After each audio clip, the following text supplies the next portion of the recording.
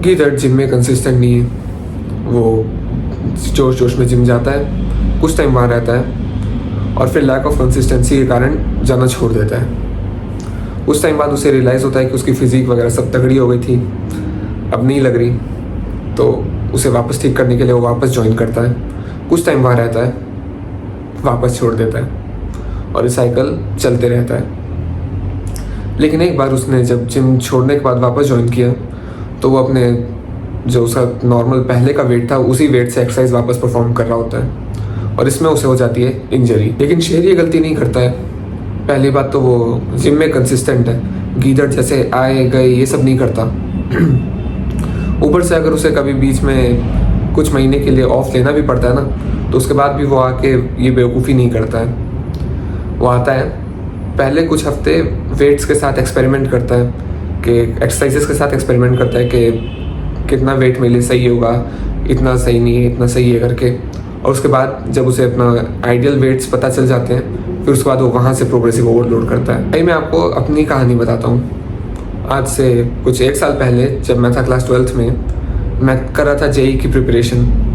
उस बीच में क्या हुआ ना कि क्लास 11 से जैसे मैं बाहर आया, उस टाइम पे पढ़ने एकदम घर पे बैठ के पढ़ते रहने के कारण मेरा थोड़ा पेट निकल गया था, मेरी जो मसल वगैरह हैं वो कम हो गए थे, स्ट्रेंथ कम हो गई थी कुछ हद तक। मेरे जो फादर हैं उन्होंने नोटिस किया ये सब और उन्होंने सीधा मुझे बोला जिम ज्वाइन करने के लिए। प्रिपरेशन के बीच में एक घंटा अगर थोड़ा सा गैप हो जाएगा तो कुछ उतना होगा नहीं करके। मैंने भी सोचा सही बात है, ज्वाइन करते हैं करके। उस टाइम पे मैंने ज्वाइन किया। 4 महीने मैंने अच्छे से वहाँ पे एक्सरसाइजेस किया, चीज़ें समझा, सीखा और प्रोग्रेसिवली ओवरलोड किया। लेकिन क्या हुआ 4 महीने बाद, जैसे कि क्लास 12 था, एकदम ही जेई पास में था, तो जिम जेई स्कूल वगैरह सबको मैनेज करते करते मेरी स्लीप का शेड्यूल कम हो गया था। और भाई इतना ख़राब हो गया था ना वो सब, मेरे पिताजी ने नोटिस किया और उन्होंने जिम छुड़वा दिया। छूट गया जिम। उसके बाद 1 साल बाद अभी भी जब मेरा जेई वगैरह ख़त्म हो गया, मेरे सारे एग्ज़ाम ख़त्म हो गए, इवन आपको लग रहा होगा मैं अलग जगह पे हूँ, अपने घर के अंदर हूँ, लेकिन नहीं। मेरा घर है छत्तीसगढ़ में, भिलाई में, और अभी मैं हूँ यूपी में, गाज़ियाबाद, कॉलेज के लिए। तो अभी अगर मैं कॉलेज में हूँ, मतलब हॉस्टल में हूँ, यानी कि कॉलेज मेरा शुरू हो चुका है, तो अगर मैं कॉलेज में हूँ अभी, तो कुछ टाइम पहले तक तो मेरे सारे एग्ज़ाम, कॉम्पिटिटिव एग्ज़ाम वगैरह ख़त्म हो गए होंगे, राइट। उसके बाद भी मुझे एक्चुअली सच बताऊँ तो जिम जाने की परमिशन नहीं थी। मैंने अपने से थोड़े से पैसे बचाए और फिर कुछ हफ्ते के लिए जिम गया। कुछ 1 महीने लगभग के लिए। मेरे घर वालों को ये बात पता भी नहीं है, उम्मीद है वो वीडियो ना देखें। तो जब मैं जिम गया ना भाई, ये गलती मैंने कर दी। जैसे कि पिछली बार मैं कर रहा था कितना 60 kg, 65 kg वगैरह बेंच प्रेस, इतना बेंच प्रेस कर रहा था मैं। तो 4 महीने में इतना कर रहा था। मुझे लगा मैं अभी फिर से कर ही लूँगा करके, लेकिन मैं जैसे 55 था तो 50 लगा के करने की ट्राई किया। भाई जो मेरा भाई बिल्कुल हुआ ही नहीं, सच बता रहा हूँ। एकदम जैसे यहाँ से यहाँ वेट लाया, मतलब लाना होता है, ये रैक से उठाया, यहाँ लाया वेट, यहाँ से इतना नहीं उठ रहा था। फिर मैंने वेट कम किया और यहाँ से मैंने सीखा नहीं, पता नहीं मैं इतना बेवकूफ़ कैसे हुआ, सीखा नहीं मैंने इससे। दूसरे एक्सरसाइजेस में भी मैं पिछले वाले वेट जितना लगभग मार रहा था, कुछ में तो उससे ज़्यादा ही कि मैं कर लूँगा करके, वो मतलब कॉन्फिडेंस में थोड़ा अच्छा है। मेरे साथ कोई इंजरी वगैरह नहीं हुई, मेरे पैर स्ट्रॉन्ग है, तो मैं स्क्वाट्स में मार ले रहा था उतना, इवन उससे ज़्यादा ही।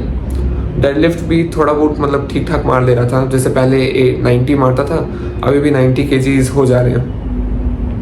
90 kgs का तब हो रहे हैं जब 2 हफ्ते तक 70 से ओवरलोड किया, उसके बाद हो रहे हैं, डायरेक्ट नहीं हो रहे हैं। लेकिन दिक्कत ये ना, ये अच्छा हुआ कि मैं 70 से शुरू किया था, नहीं तो क्या पता और ज़्यादा दिक्कत हो जाती। ये अच्छा है कि मेरे साथ कोई इंजरी नहीं हुआ। जो लोग थोड़े ज़्यादा टाइम से जिम जा रहे होंगे ना और वो ये वीडियो देख रहे होंगे, उनको पता लगेगा कि कितनी बड़ी मिस्टेक है ये। अच्छा है कोई इंजरी नहीं हुई, लेकिन हो सकता है अगर आप ये मिस्टेक करें तो आपके साथ भी हो, और इसलिए मैं ये वीडियो बना रहा हूँ। आपको पता है ये सब चीज़ें होती क्यों हैं? आपकी ईगो के कारण। आप कई लोग सोच रहे होंगे ये ईगो इसमें कहाँ से आ गया। देखो, जब आप पहली बार ये सब किए थे ना जिम में जाके एक्सरसाइजेस, तब आपसे ये पिछली बार में हो गया था। अब आपकी ईगो इतनी बड़ी हो गई है, मैंने उस टाइम कर लिया था, मैं अभी फिर से करूँगा करके। आपकी बॉडी में जो आपका स्ट्रेंथ है, आपका स्टेमिना है, आपकी कैपेबिलिटी है, इवन आपका जो मसल मास है, सब के सब चीज़ें कम हुआ है। लेकिन आप सिर्फ अपने ईगो के कारण इस चीज़ को मान नहीं रहे हो। रैदर क्या अप्रोच रहना चाहिए पता है? जब आप जिम जाते हो ना, अपनी पहली बात तो अपनी ईगो को एकदम साइड रख दो। जो मैंने डिसिप्लिन का गाइड बनाया था उसमें भी मैंने बोला था अपनी ईगो को साइड रखने के लिए। क्यों? जो डिसिप्लिन बढ़ाने के लिए जो छोटे छोटे स्टेप होते हैं ना, आप अपनी ईगो के कारण वो स्टेप भी नहीं करते। और वही चीज़ यहाँ भी हो रही है। जैसे प्रोग्रेसिवली ओवरलोड करके आप हेल्दी लेवल से अच्छे से कर पाते हो ना, कि मतलब इंजरी फ्री रह के, आप अपनी ईगो के कारण वो चीज़ नहीं कर रहे हो। और ये सबसे गलत चीज़ है। सबसे पहली बात कहीं पे लिख के रख लो, जब भी आप जिम जा रहे हो अपनी ईगो को साइड में रख के जाओ। बिल्कुल भी जिम में ईगो नहीं लाना भाई, डिस्ट्रॉय कर देगा वो आपको। भाई मैंने एक और गलती बहुत सारे लोग में देखी है। क्या करते हैं? किसी और को इम्प्रेस करने के लिए अपनी स्ट्रेंथ से, अपनी कैपेबिलिटी से ज़्यादा वेट मारते हैं। ये बहुत ज़्यादा बड़ी गलती है ये, बिल्कुल मत करो ये चीज़। सबसे पहली बात तो भाई, एक्सरसाइज करने में आपका फॉर्म गलत होता है। जैसे कि आप बाइसेप कर्ल मारना है आपको, आप समझ लो 7.5 किलो के डंबल से आप अच्छे से मार सकते हो। 7.5 में आप ऐसे मारोगे। किसी और को दिखाने के लिए आप सीधा 15 का मार लिए, उसमें क्या होगा? आप ऐसे तो उठेगा नहीं, आप ऐसे पूरा पीठ का चांद लगा के पूरा ऐसे उठाओगे। आपका फॉर्म एकदम ख़राब हो जाता है। और ऊपर से एक और चीज़, फॉर्म के साथ साथ क्योंकि फॉर्म ख़राब है, ये रिस्क होता है बहुत ज़्यादा डेंजर का, इंजरी का। ये चीज़ अच्छा है मैंने नहीं किया, लेकिन आपको नहीं करना है ये चीज़।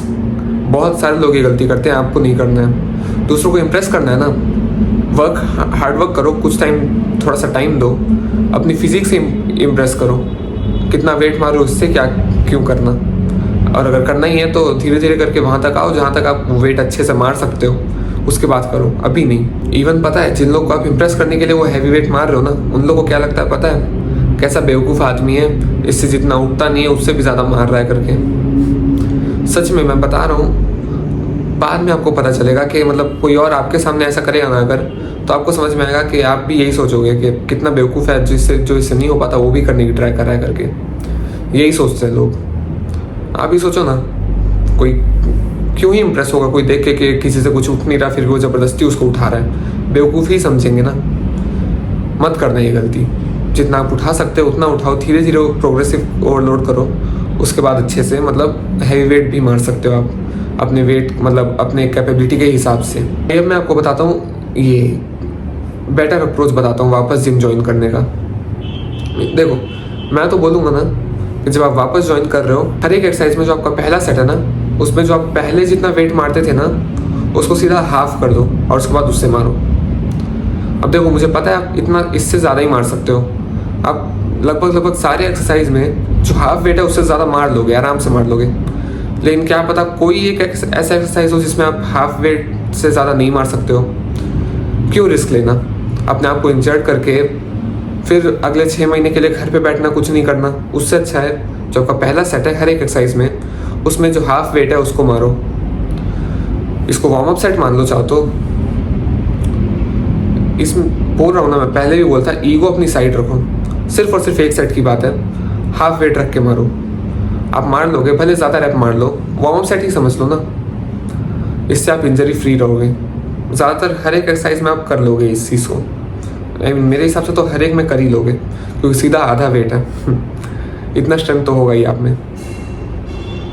इसके बाद जब ये सेट हो जाएगा, इसके बाद आपको दिमाग में आएगा कि मतलब आपको खुद से अंदाज़ा हो जाएगा कि मैं इसमें 2.5 किलो बढ़ा सकता हूँ, 5 किलो बढ़ा सकता हूँ, 7.5 किलो, 10 किलो बढ़ा सकता हूँ। उसके बाद वो एडजस्टमेंट कर लो, सिंपल। लेकिन जब आप जिम काफ़ी टाइम के बाद ज्वाइन कर रहे हो ना, पहले सेट को हमेशा हाफ वेट से मारो, उसके बाद अगले सेट मॉडिफाई करो। जब आप कुछ टाइम तक इन वेट्स के साथ थोड़ा सा एक्सपेरिमेंट करोगे ना, जैसे हाफ वेट लिया, फिर थोड़ा बहुत बढ़ाया, उसके बाद और एडजस्ट किया, कुछ हफ्ते आपको ये थोड़ा सा एक्सपेरिमेंट करना पड़ेगा भाई, सच बता रहा हूँ। और जब आप वो कर लोगे ना, उसके बाद आपको पता चलेगा कि आप अभी आइडियल वेट कितना मार सकते हो, कितना वेट मारना फ़िलहाल के लिए आपके लिए सही रहेगा। और उसके बाद आप वहाँ से ओवरलोड कर सकते हो, सिंपल बात। अब ना कई लोग ये सोचेंगे कि इतना कम वेट मारने से उनके गेन्स कम हो जाएंगे या फिर धीरे धीरे आएंगे करके। भाई पहली बात तो ये कि अभी आप क्योंकि बहुत टाइम बाद वापस जिम में आए हो, आपका न्यू भी गेंस रहेंगे। आप कितना भी कम वेट से मारो, आपके गेंस आएंगे।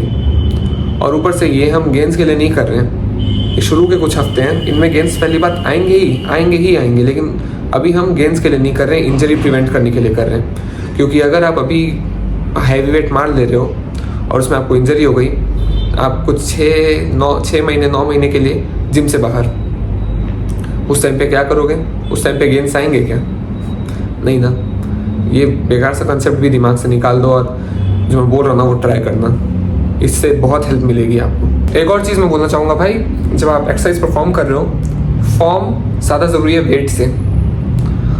अब आउटफिट बदल गई, जब मैं पहले बना रहा था उस टाइम पे थोड़ी गाड़ियाँ बहुत हो गई थी, मेट्रो सिटी है पूरा, तो उस टाइम मैं वीडियो छोड़ दिया, अभी फिर से बना रहा हूँ। खैर, फॉर्म ज़्यादा इंपॉर्टेंट होता है वेट से।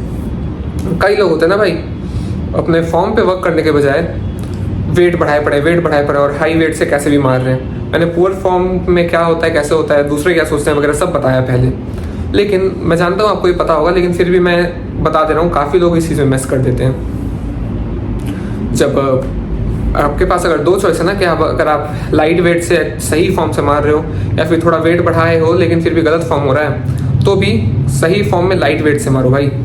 अभी जो पहले के कुछ हफ्ते हैं ना, मैं जानता हूँ माइंड मसल कोऑर्डिनेशन के कारण काफ़ी मतलब होगा आपको अच्छे से, मतलब एक्सरसाइज याद होंगी, लेकिन फिर भी वर्क करो अपने फॉर्म पे, एकदम माइंड मसल कनेक्शन बनाओ, कोऑर्डिनेशन बनाओ, अच्छे से फॉर्म बनाओ। क्योंकि अगर आप हैवी वेट से ख़राब फॉर्म से मारने लगो ना अभी, तो अभी आप रीस्टार्ट कर रहे हो, आदत बन जाएगी भाई। और आप जब आपके पास स्ट्रेंथ आ जाएगी तब भी आप गलत फॉर्म से ही मारोगे। कम वेट में ही अच्छे फॉर्म से मारो, प्रोग्रेसिव ओवरलोड करो, रेप्स बढ़ा के, यही सब करके रेप्स बढ़ा दो और थोड़ा थोड़ा फॉर्म इंप्रूव कर लो, या फिर कुछ भी ऐसी करके ओवरलोड करो। और जैसे ही आपके पास स्ट्रेंथ आ जाएगी, स्ट्रेंथ बढ़ जाएगी, अच्छे से स्ट्रेंथ आ जाएगी, तो वेट बढ़ा लो। लेकिन हाई वेट करके पुअर फॉर्म, ये चीज़ कभी मत करना। एक आखिरी टिप जो मैं इस वीडियो में देना चाहूँगा वो है भाई, अभी जो ये पीरियड है ना, इसके कम से कम इस पीरियड में अपने हर एक सेट में स्पॉटर लगाओ, जो सपोर्ट देते हैं, सपोर्ट करते हैं, वो उस बंदे को रखो अपने साथ में। अभी आप न्यू हो, क्या पता कभी भी क्या हो जाए, इसलिए एक स्पॉटर रखना ज़रूरी है। पता है, मैं भी मतलब जब जिम जा रहा था कुछ टाइम, एक हफ्ते पहले, उस टाइम पे क्या हुआ था पता है? मैं लेग डे था मेरा, स्क्वाट मारा था मैं 80 किलो रख के, 80 किलो शायद थोड़ा ज़्यादा ही होगा, नहीं 80 था मेरे ख्याल से, 80 किलो से। क्या हुआ, मेरा ना लास्ट सेट था वो, और लास्ट सेट में थोड़ा सा फटीक तो रहता है। मैंने 8 रैप्स अच्छे से निकाल दिए, 9वें रैप के लिए मैं नीचे गया, पता नहीं क्या हुआ, मेरी बॉडी से स्ट्रेंथ ही नहीं लगी, मैं ज़्यादा डीप चले गया, उठ ही नहीं पाया। भैया मेरे एक भैया हैं स्पॉट कर रहे थे मुझे, उन्होंने मतलब मैं बच गया, क्या पता क्या हो जाता। इस टाइम पे आपको स्पॉटर रखना ही, कम से कम इस टाइम पे तो रखो ही रखो। अगर आप किसी दोस्त के साथ जाते हो जिम वगैरह, बहुत अच्छी बात है, उसको मतलब वो तो कर ही देगा। लेकिन अगर आप अकेले जाते हो ना भाई, जिम में और लोग रहते हैं ना, उनसे बात करो, उनसे पूछो, उनको बोलो स्पॉट करने के लिए। कई लोग नहीं कर पाते क्योंकि भाई वो लोग जो है ना, मतलब एकदम वर्कआउट कर रहे हैं रेज में, मैस्कुलिन फीलिंग में, इसलिए वो सीरियस दिखते हैं, लेकिन वो ऐसे हैं नहीं भाई। मतलब हैं, सीरियस हैं, लेकिन जैसे दिखते हैं ना एकदम, जैसे कि गुस्से में, अकड़ू टाइप से जो भी दिखते हैं, वैसे वो है नहीं भाई, बहुत अच्छे लोग हैं वो। आप जाके बस एक बार बात करो भाई, वो इतने अच्छे लोग होते हैं ना भाई, 99.9% लोग एकदम अच्छे होते हैं। वो लोग अगर आप जाके उनसे बात करोगे ना, वो लिटरली जाके मतलब आपसे बात करना चाहेंगे, आपको उल्टा बताएंगे कि भाई ये कर वो कर करके, एकदम खुशी खुशी आपकी हेल्प करेंगे।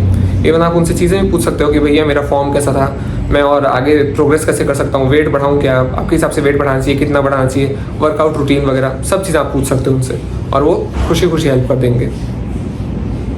मेरे जिम में एक स्टोरी भी है, ये मेरे भैया, मतलब मेरे भैया नहीं है, मतलब वहाँ भैया थे, रजत भैया, वो बता रहे थे कि मतलब उन्होंने 1 साल के अंदर ऐसा फिजिक अटेन किया है भाई, जो मेरे जिम के 3-3 साल वाले लोग नहीं कर पा रहे थे। और वो उसका राज सिर्फ और सिर्फ जेनेटिक्स को नहीं देते हैं, उसका क्रेडिट जेनेटिक्स है, लेकिन साथ ही साथ क्योंकि वो जो उनसे ज़्यादा प्रोग्रेस वाले लोग थे ना, उनसे बात करते रहते थे, उनसे पूछते थे कि भाई मुझे क्या करना चाहिए क्या नहीं, उसके कारण वो ज़्यादा प्रोग्रेस कर पाए हैं। ये चीज़ आप भी करके देखना, बहुत ज़्यादा हेल्प करेगी आपको।